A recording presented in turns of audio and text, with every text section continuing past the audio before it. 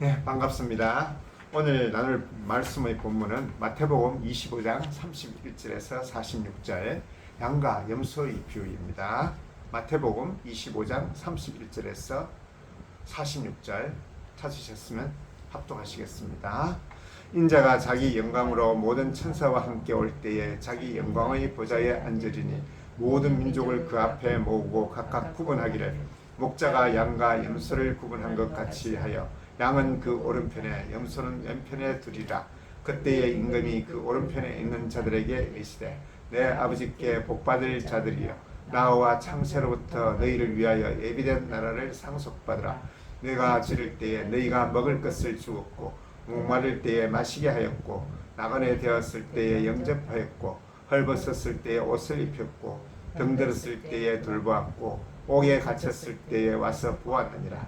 이에 의인들이 대답하여 이르되 주여 우리가 어느 때에 주께서 줄이신 것을 보고 음식을 대접하였으며 목마르신 것을 보고 마시게 하였나이까. 어느 때에 나그네 되신 것을 보고 영접하였으며 헐벗으신 것을 보고 옷 입혔나이까. 어느 때에 병드신 것이나 옥에 갇히신 것을 보고 가서 배웠나이까 하리니 임금이 대답하여 이르시되 내가 진실로 너희에게 이르노니 너희가 여기 내 형제 중에 지극히 작은 자 하나에게 한 것이 곧 내게 한 것이니라 하시고 또 왼편에 있는 자들에게 이르시되 저주를 받은 자들아 나를 떠나 마귀와 그 사자들을 위하여 예비해 영원한 불에 들어가라. 내가 줄일 때에 너희가 먹을 것을 주지 아니하였고 목마를 때에 마시게 하지 아니하였고 나그네 되었을 때 영접하지 아니하였고 헐벗었을 때에 옷 입히지 아니하였고 병들었을 때와 옥에 갇혔을 때에 돌보지 아니하였느니라 하시니 그들도 대답하여 이르되 주여 우리가 어느 때에 주께서 줄이신 것이나 목마르신 것이나 나그네 되신 것이나 헐벗으신 것이나 병드신 것이나 옥에 갇히신 것을 보고 공경하지 아니하더이까. 이에 임금이 대답하여 이르시되 내가 진실로 너희에게 이르노니 이 지극히 작은 자 하나에게 하지 아니한 것이 곧 내게 하지 아니한 것이니라 하시니 그들이 영부리에 너희들은 영생에 들어가리라 하시니라. 아멘. 예, 마태복음 24장부터 25장에 걸쳐서 예수님은 계속 종말에 관하여 말씀하시고 있으십니다. 종말을 어떻게 대비하며 또 준비해야 하는가, 그리고 심판에는 어떤 기준이 적용되는가라는 부분에 대해서 어떤 일반적인 설명이 아니라 그 제자들을 대상으로 해서 설명하시고 있으신 것을 기억하셔야 합니다. 종말에 대하여 우리는 근신하고 깨어 있으라는 하시기에 그 어떤 물리적인 날을, 물리적인 시간을 기다리는 것이 아니라 하나님의 백성으로 부름받은 자들의 어떤 본질과 그리고 하나님의 백성이라는 자세를 가지고 기다려야 함을 가르치시고 있었습니다. 오늘 본문 31절에 보시면 인자가 자기 영광으로 모든 천사와 함께 올 때에 자기 영광의 보좌에 앉으리니 모든 민족을 그 앞에 모으고 각각 구분하기를 목자가 양과 염소를 구분하는 것 같이 한다고 말씀하십니다. 물론 최후의 심판 때의 모습이 있으면 분명합니다. 그런데 이 심판이 우리가 보통 생각하는 심판과 다르다는 사실을 발견하셨는지요? 우리가 최후의 심판을 이해할 때에 보통 신자와 불신자를 구별해서 하나님의 백성들, 곧 신자는 영원한 나라, 하나님의 나라에 들어가고 하나님을 외면하고 믿지 않는 자들, 하나님을 믿지 아니하는 자들, 불신자들은 영원한 벌, 곧 영벌에 처해지는 것으로 우리가 이해하고 있죠. 그러나 여기 마태복음 25장에서 말하는 심판의 모습은 우리가 이해하는 범위에서 좀 벗어나 있습니다. 모든 신자들 중에서 참다운 신자와 그렇지 아니하는 자들을 구별하고 있는 것입니다. 25장에서 나온 열처녀 비유에서도 슬기로운 처녀들과 미련한 처녀들은 모두 다 신랑 곧 메시아를 기다리고 있는다는 곳에서 동일하고, 또한 착하고 충성된 종들과 악하고 게으른 종들도 같이 주인 아래에서 그 심판을 받고 있는다는 면에서 동일하고, 또 오늘 양과 염소의 비유에서도 심판의 내용이 믿는 자, 신자와 불신자, 안 믿는 자들의 구분이 아니라 참된 신자와 아닌 자들의 구별이라는 부분을 명심하셔야 됩니다. 우리가 마태복음을 쭉 다뤄왔죠. 그런데 이러한 어떤 구분은 일관된 그런 면이 있습니다. 유대 종교 지도자들이 외식이라는 부분에 대해서 예수님은 계속 그들이 잘못된 신앙을 지적하고 있으시죠. 예수님 사역 당시 그들은 그리스도인들처럼 스스로 하나님의 백성이고 하나님을 믿고 그리고 자기네들을 구원할 메시아를 기다리고 있었습니다. 그러나 참된 메시아이신 예수님이 분명히 오셨는데도 그들은 그 참된 메시아를 알아보지 못하였고 심지어 유대교회에서는 아직도 메시아를 기다리고 있습니다. 왜 그럴까요? 그들은 자기네들이 원하는 메시아, 자기네들을 생각하는 자기네 방식대로 생각하는 메시아를 기다리고 있는 것이죠. 그래서 참된 메시아로 예수님이 오셨지만 예수님은 그들이 바라는 원하는 그런 메시아의 모습이 아니었기 때문에 거부하고 믿지 아니하고 박해하고 결국은 십자가에 매달았던 것입니다. 이러한 면에서 분명히 마태복음 기자는 최후의 심판이 신자와 불신자의 구별이 아니라 참다운 신자와 그렇지 아니하는 자들의 구별임을 말하고 있는 것입니다. 유대 종교 지도자들의 모습을 가장 적나라하게 직접적으로 지적한 구절들이 마태복음 7장 22절에서 23절이죠. 제가 봉독해드리겠습니다. 그날에 많은 사람이 나더러 이르되 주여 주여 우리가 주의 이름으로 선지자 노릇하며 주의 이름으로 귀신을 쫓아내며 주의 이름으로 많은 권능을 행하지 아니하였나이까 하리니 그때 내가 그들에게 밝히 말하되 내가 너희를 도무지 알지 못하니 불법을 행하는 자들아 내게서 떠나가라 하리라. 분명히 그들은 하나님의 백성으로서 하나님의 말씀을 따라 율법을 따라 살려고 노력했고 그리고 또한 많은 기적을 행하고 그리고 병자들을 고치고 또 귀신들을 쫓아내었다고 이야기를 하고 있습니다. 그런데 그들에게 내려진 판단은 불법을 행하는 자들아 내게서 떠나가리라 떠나가라 라고 이야기를 듣는 것이죠. 참 무서운 일입니다. 자칭 하나님의 백성이고 또한 일꾼이라고 믿고 행하였지만 실제로는 아닌 자들에 대한 내용이죠. 알곡과 가라지의 비유에서도 동일한 내용을 말씀하셨습니다. 마태복음 13장 24절에서 30절까지 한번 찾아서 합독하시겠습니다. 마태복음 13장 24절에서 30절까지입니다.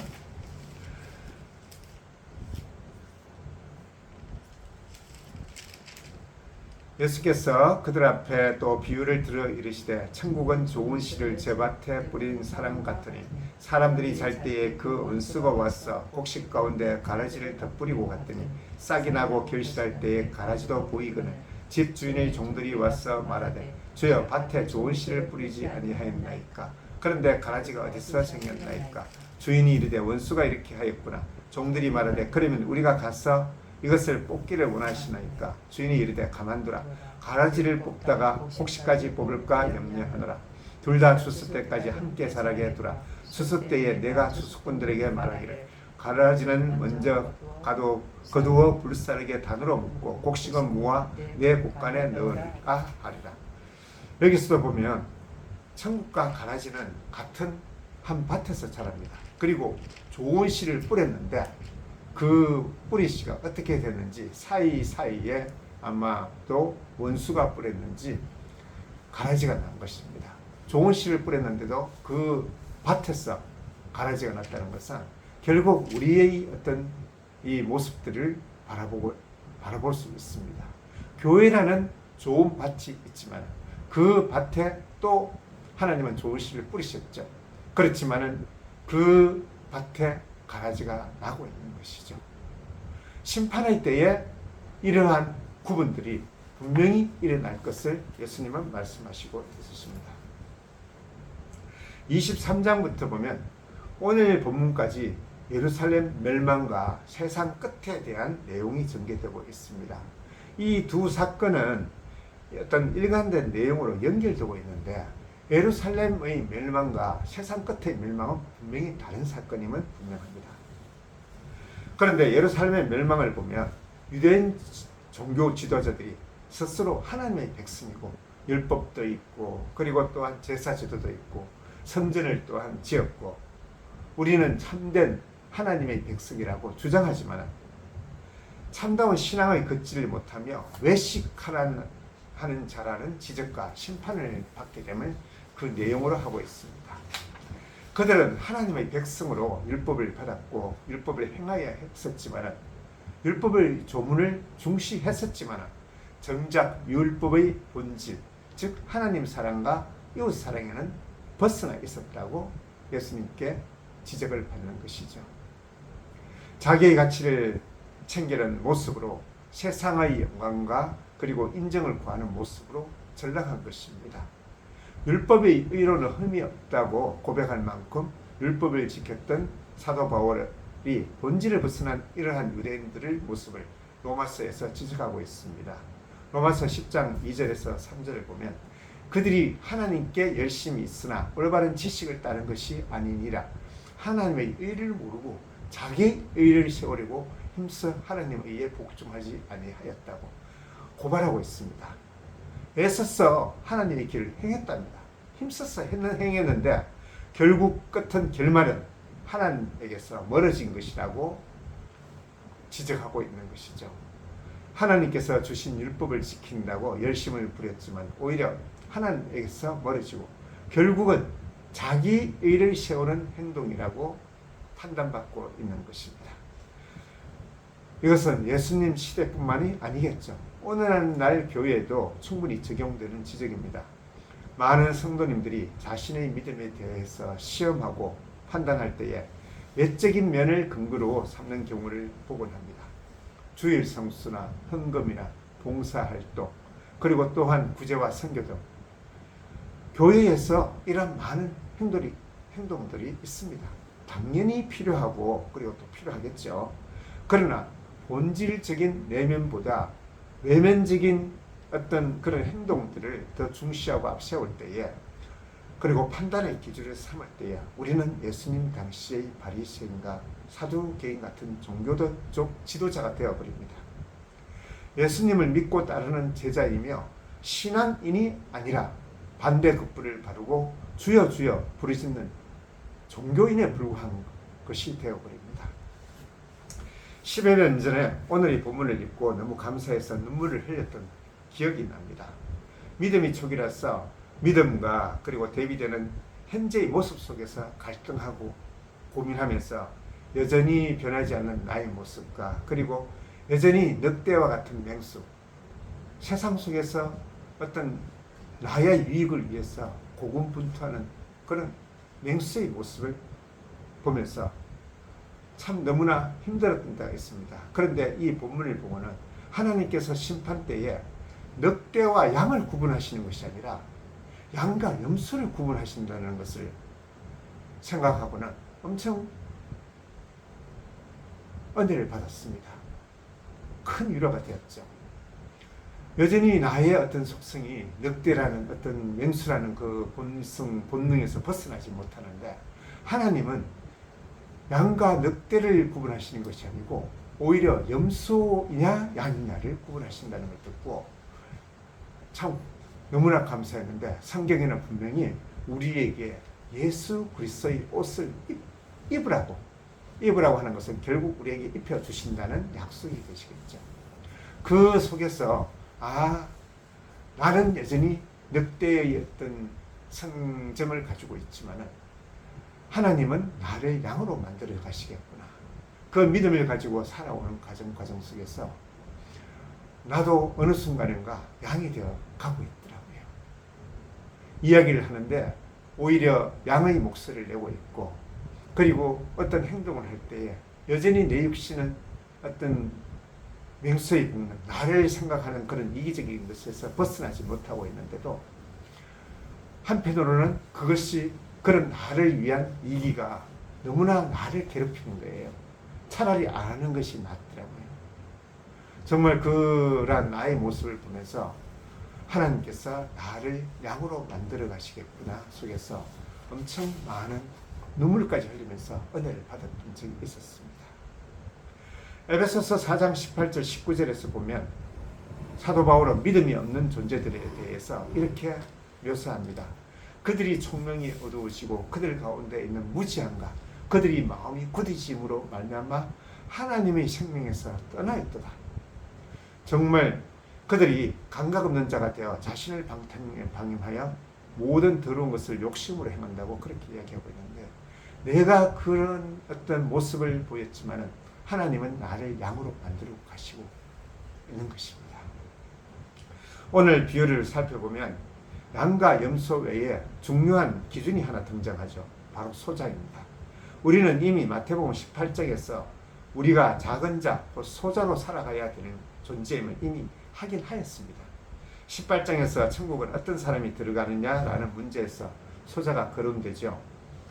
어린아이는 소자는 자기를 낮추시고 모든 필요를 외부의 도움으로 채워야 하기에 하나님을 의존할 수밖에 없는 존재입니다. 우리 신자들이죠. 이런 소자 하나를 실족하게 하면 차라리 연자 맷돌을 목에 달고 깊은 바다에 빠지는 것이 낫다고 예수님은 경고하십니다. 작은 자를 급박하고 억압하고 또 멸시함으로써 상대적인 자기의 힘을 가시하고 자기의 가치를 증명하는 것, 그것은 세상이죠. 우리가 작은 자임을 자각하고 인정할 때에 어떻게 작은 자를 괴롭혀서 나의 가치를 챙기고 나의 이득을 챙길 수 있을까요? 예수 그리스도의 은혜로서 십자가를 통과한 신도들은 그리스도를 머리로 하는 그의 몸이 됨을 반드시 명심해야 됩니다. 한 몸의 지체들이고 같은 몸입니다. 그리스도의 몸이 교회의 지체들이죠. 우리 지체들은 전체가 아니라 일부분이기 때문에, 전체를 구성하는 부속품이기 때문에 우리는 작은 자로 여겨져야 합니다. 우리가 세상은 자기를 전체로 생각하고 그리고 자기가 모든 기준이기 때문에 큰 자로 살아가죠. 그렇지만 우리는 그리스도의 몸의 일부분인 것입니다. 그래서 작은 자입니다. 에베소서 5장에서도 그리스도를 경외함으로 피차 복종하라 라고 이야기하고 있습니다. 피차 복종하라. 우리는 서로에게 겸손하고 복종해야 되는 작은 자로 살아가야 합니다. 우리가 작은 자임을 인정할 때에 비로소 우리는 작은 자를 이해할 수 있습니다. 작은 자가 처한 현실을 이해하고 긍휼을 가지고 그들에게 우리의 넉넉함을 나누는 것은 사실 자랑이 돼서도 안 되고, 높은 자리에서 낮은 자에게 자비를 베푸는 그런 것도 아니며, 함께 같은 몸으로 세상을 살아가는 가운데 우리의 것을 나누고 그리고 그들의 아픔과 고난과 어려움을 함께 나누며 함께 공감하는 자리인 것입니다.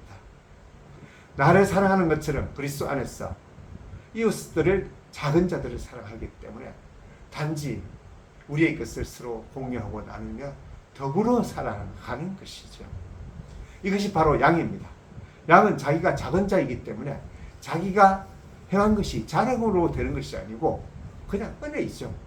그래서 은혜이니까 당연히 언제 했는지도 모릅니다. 염소는 다 기억합니다. 그래서 주여 주여 하면서 권능을 행하고 귀신을 쫓아내고 선지자 노릇했음을 자랑하면서 정작 주님이 원하신 그런 본질은 작은 자를, 이웃을 사랑하는 사랑은 실천하지 못했죠. 우리가 작은 자임을 인식하고 주님께 매달릴 때에 비로소 작은 자를 이해하고 그들의 현실을 공감하고 함께 나눌 수 있는 것입니다. 오늘 우리는 두 가지를 살펴보았습니다. 우리가 참된 신자로 판단받는 것과 작은 자로 살아가는 것, 이 두 가지는 다른 것처럼 보여도 교회를 구성하는 지체로서의 정체성을 나타낸다는 의미에서 동일한 모습을 보이는 것입니다. 우리가 작은 자임을 깨닫고 다른 작은 자들과 함께 그리스도의 몸된 교회를 구성할 때에 우리는 주님 앞에서 양으로 의롭다 하심을 얻을 것입니다. 작은 자들을 받아들이지 못하고 주님의 자녀로서의 책임과 의무를 다했다는 교만한 마음을 가질 때에 우리는 염소가 될 수 있음을 항상 기억하셔야 됩니다. 내가 언제 안 했느냐? 율법을 다 준수하고 죄 안 지었다고 항변하는 유대 종교 지도자들의 모습은 결국 참된 메시아로 오신 예수 그리스도를 배척하고 십자가를 저주로 여기는 염소로 심판을 받을 것입니다. 우리에게 주어진 모든 것을 은혜로 받고 교회 안에서 모든 봉사와 활동들 그리고 우리를 자녀로 만들어 가시는 손길이며 그 활동들이 우리를 인도하시는 길이기 때문에 더욱 감사하시는 우리 성도님들 되시기를. 그리하여 마지막 심판 때에 결국은 양으로 여러분들이 인정받고 판단받으실 것을 확신하는 우리 성도님들 되시기를 진정으로 축원하고 축원합니다. 기도하시겠습니다. 하나님 감사합니다. 오늘 말씀을 통하여 더욱더 주님께서 우리를 작은 자로 여기시고 작은 자로 살아가게 하여 주심을 감사드립니다. 아버지, 세상 속에서 우리가 교회의 지체로서 살아갈 때에 더욱더 겸손하고 그리고 이웃을 사랑하는 모습으로 세상을 살아가게 하여 주시옵소서. 주님께서 우리와 함께 계시며 우리를 그 겸손한 작은 자의 모습으로 아버지 살아가게 하여 주실 것을 믿습니다. 오직 주님을 의지하는 작은 자로서의 삶을 허락하여 주시고 항상 우리가 이웃 가운데 그리고 우리 가족들 가운데 주님의 사랑을 실천하는 주님의 자녀 되게 하여 주옵소서. 감사하며 우리 주 예수 그리스도의 이름으로 기도드렸습니다. 아멘.